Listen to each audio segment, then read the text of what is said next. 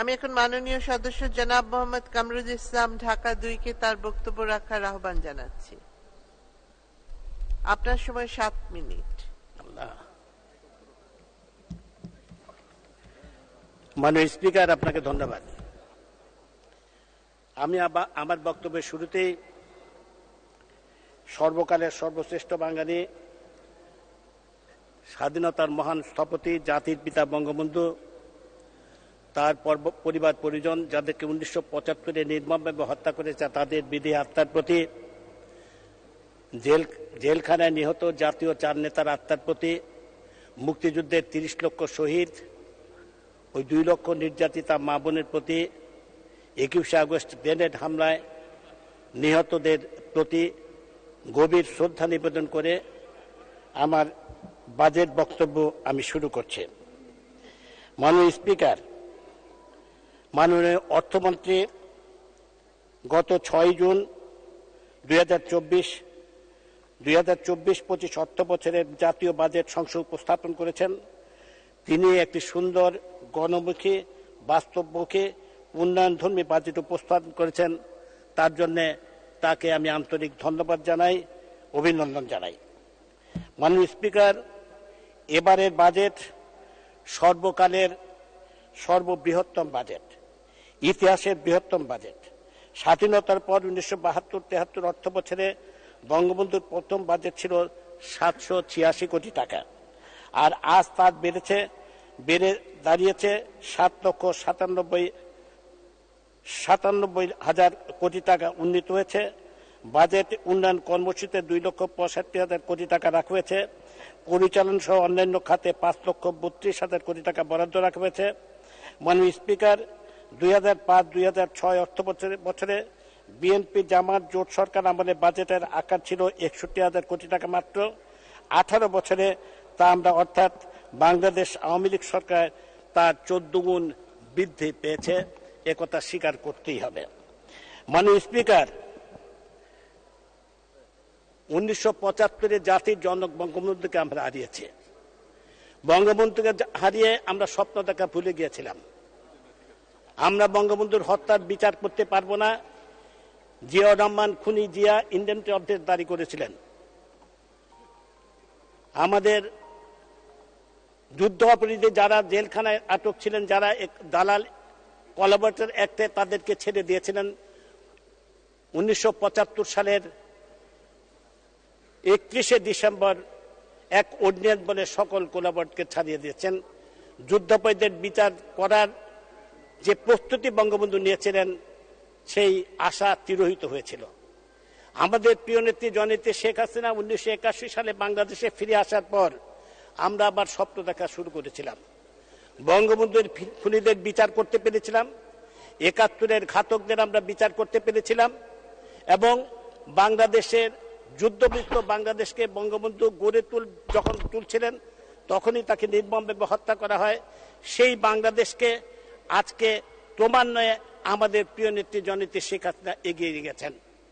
96 সালে রাষ্ট্র ক্ষমতায় আসার পর তিনি যে কাজটুকু করতে পেরেছিলেন, বঙ্গবন্ধু হত্যার বিচার, প্রাথমিক বিচার, আবার 2008 সালে রাষ্ট্রীয় নির্বাচনের পর 2009 সালে রাষ্ট্রীয় ক্ষমতায় আসার পর সেই বিচার, চূড়ান্ত বিচার আমরা অর্জন করতে পেরেছিলাম।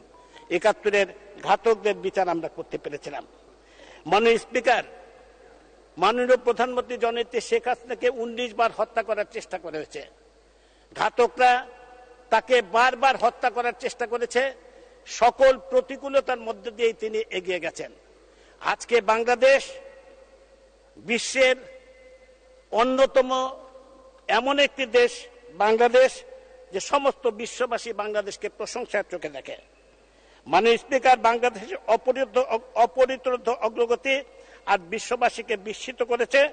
বাংলাদেশ আজ বিশ্বের এক বিস্ময়কর বিষয়। এক সময়ের বিশ্বের এই দরিদ্রতম বাংলাদেশ আজ বিশ্বের 35তম বৃহত্তর অর্থনৈতিক দেশ। ব্রিটেনের অর্থনৈতিক গবেষণা সংস্থা centre for economics and business research এর মতে অর্থনৈতিক বিকাশ অব্যাহত থাকলে 2037 সালে নাগাদ বিশ্বের 20তম বৃহত্তম অর্থনৈতিক দেশে পরিণত হবে বাংলাদেশ। আমাদের প্রিয় নেত্রী বাংলাদেশকে গণতান্ত্রিক শাসন ব্যবস্থার সুফল ঘরে ঘরে পৌঁছে দিয়েছেন। সরকারের স্থিতিশীলতা রক্ষা পেয়েছে, আর সরকারের স্থিতিশীলতা অব্যাহত থাকায় বিভিন্নমুখী উন্নয়ন সম্ভব হয়েছে। তাই গণতন্ত্র উন্নয়নের স্বার্থে সাংবিধানিক ধারাবাহিকতা ও সরকারের স্থিতিশীলতা রক্ষা করা একান্ত প্রয়োজন। আজকে স্বীকার করতেই হবে, অর্থ পাচার ও ঋণ খেলাপির বিষয়ে দুই একটা কথা বলতে চাই। আজকে যখন আমাদের মাননীয় প্রধানমন্ত্রী বিশ্বের অন্যতম একজন সৎ নেত্রী হিসাবে নিজেকে প্রতিষ্ঠিত করেছেন, বিশ্বের সৎ নেতৃত্বের তালিকায় 10 জনের মধ্যে তার নাম অন্তর্ভুক্ত, সেখানে বাংলাদেশ কোনো অবস্থাতেই দুর্নীতিগ্রস্ত বা দুর্নীতি যারা করে তাদেরকে কোনো সব বাংলাদেশ টলারেন্স করতে পারে না। আজকে বাংলাদেশ আওয়ামী লীগ প্রমাণ করে দিয়েছে অতীতে, বিএনপি কোনো সময় তার দুর্নীতিবাজ নেতা কর্মীদের সহায়তা করতে পারে নাই, তাদেরকে আইনের আওতায় আনতে পারে নাই। কিন্তু বাংলাদেশ আওয়ামী লীগ প্রমাণ করে দিয়েছে বিভিন্ন সময় আমাদের মন্ত্রী এমপিদের পর্যন্ত বিচারের কাঠগড়ায় দাঁড় করানো হয়েছে। আজকে আপনাদের নিশ্চয়ই স্মরণ আছে, কিছুদিন আগে ক্যাসিনো কাণ্ডে আমাদের কতজন অনেকেই গ্রেফতার হয়েছেন, বিচারের আওতায় তাদেরকে আনা হয়েছে। দুর্নীতিতে বাংলাদেশ আজকে জিরো টলারেন্স, আমাদের যে কথাটা মাননীয় প্রধানমন্ত্রী বলেন বা সরকারের যে নীতি, এটা স্বীকার করতে হবে। আজকে জিরো টলারেন্স দুর্নীতি, আমরা আমাদের নেতা কর্মীদের কোনোভাবে আমরা দুর্নীতিতে ছাড় দিচ্ছে না।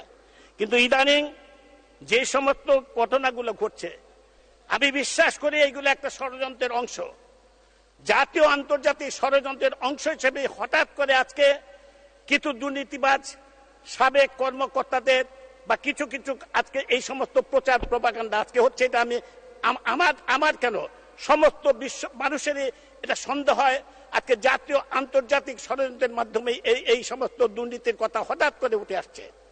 কিন্তু একথা স্বীকার করতে হবে, মানে স্পিকার আমাকে 5টা মিনিট সময় বাড়িয়ে দেবেন, দয়া করে 5টা মিনিট সময় বাড়িয়ে দেবেন। কিন্তু একথা স্বীকার করতেই হবে, যাদের বিরুদ্ধে আজকে অভিযোগ, তারা কেন আইনকে ভয় পায়, তারা আইনকে ভয় পেয়ে কেন তারা আজকে বিদেশে চলে যায়, তারা কেন আজকে এই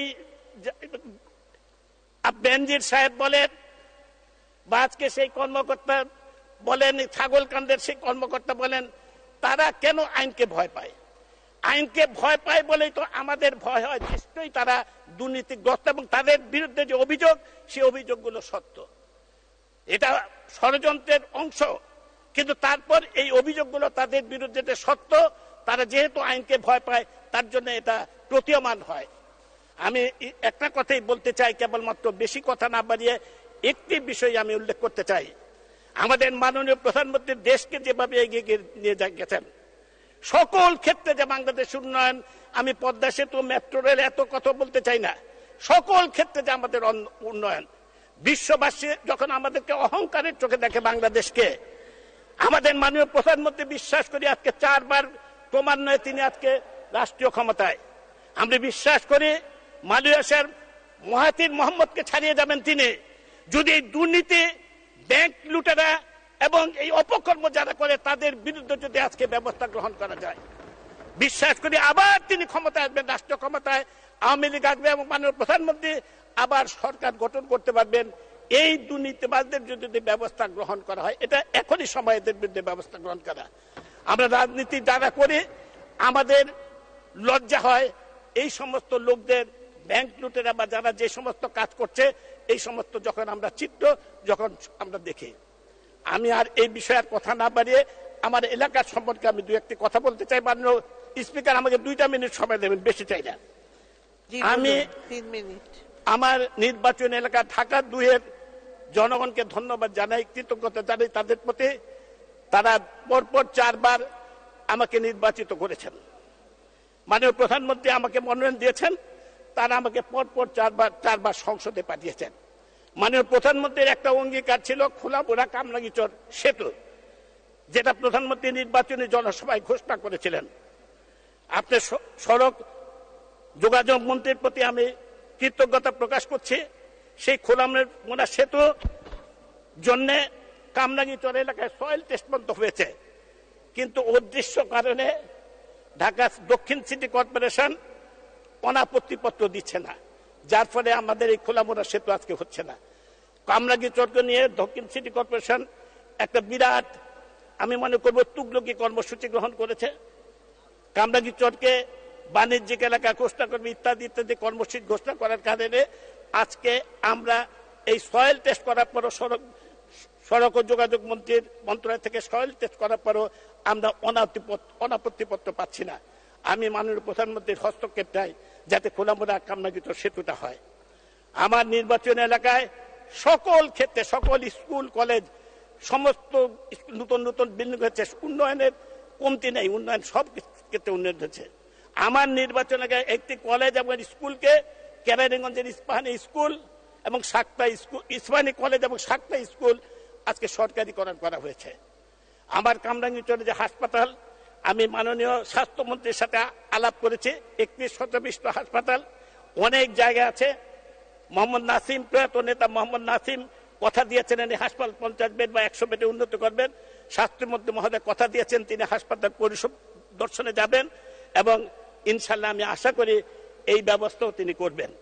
আমার এলাকায় ভাকুরতায় যেখান থেকে সাভার থেকে মোহাম্মদপুর আসতে লাগতো 1.5 ঘন্টা, সেখানে একটা রাস্তা আমরা করতে পেরেছি। ভাকুরতার থেকে আজকে সাভারের থেকে মোহাম্মদপুর আসতে লাগে মাত্র 15 থেকে 20 মিনিট।